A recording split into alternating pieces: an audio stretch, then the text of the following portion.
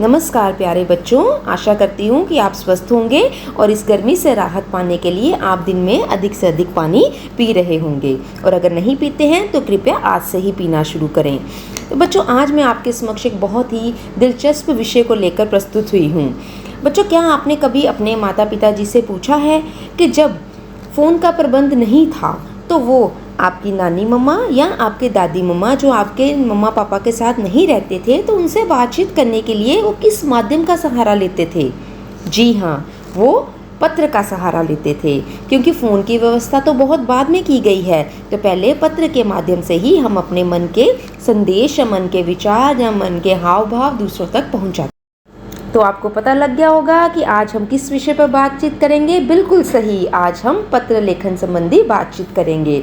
बच्चों, आज के इस व्यस्त जीवन में email, telephone, fax, mobile, WhatsApp, SMS, इनके द्वारा अब हम अपने विचारों को दूसरों तक पहुंचाते हैं, परंतु पत्र एक ऐसा माध्यम था जिसमें हम अपने मन के भाव दूसरे के सामने बहुत ही स्पष्ट रूप से लिख देते थे।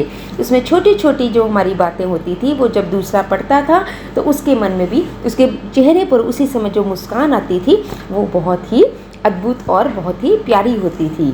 पत्र लिखते समय बच्चों इस बात का ध्यान रखना चाहिए कि पत्र की भाषा सहज, सरल और स्पष्ट होनी चाहिए। वाक्य अपने आप में पूर्ण और छोटे छोटे होने चाहिए। अलंकारिक भाषा से बचना चाहिए।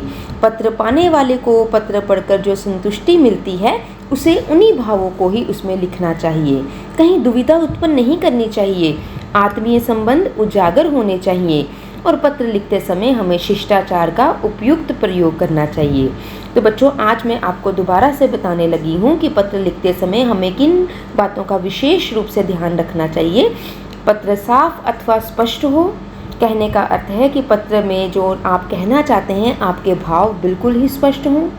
उसकी भाषा और पत्र में कुछ ऐसे शब्दों का, छोटी छोटी जो है वो चुटकुले या छोटे छोटे जो हंसी भरे शब्द हैं उनका प्रयोग अवश्य करना चाहिए, जिससे पढ़ते हुए अगले के चेहरे पर एक ऐसी मुस्कान आए कि उसे आपका चेहरा याद आना शुरू हो जाए।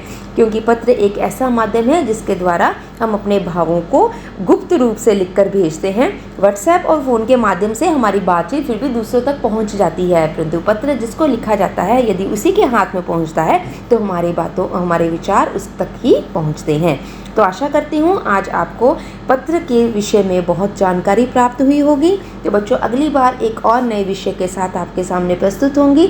तब तक के लिए अपना ध्यान रखें। नमस्कार।